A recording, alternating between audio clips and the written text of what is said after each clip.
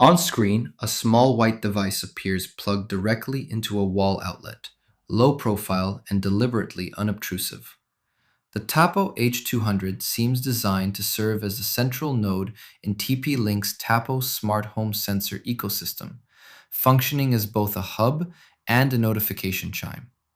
At first glance, the concept appears practical. Rather than requiring a dedicated smart home hub separate from notification hardware, the H200 combines both functions into a single compact unit.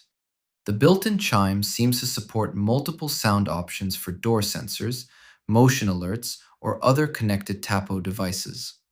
One thing that stands out is the ecosystem dependency. The H200 appears most useful when surrounded by compatible Tapo sensors, door contacts, motion detectors, temperature sensors, all communicating through a single paired network. Outside of that ecosystem, the value proposition seems narrower. Moving on to app integration. The Tapo app appears to offer automation routines, notification preferences, and device management from a single interface. The setup process seems designed to be accessible for users who are not deeply technical. From here, the chime volume and sound customization appear adequate for most home notification scenarios. The hub's range and reliability in connecting to sensors across rooms seems consistent with other devices in TP-Link's lineup.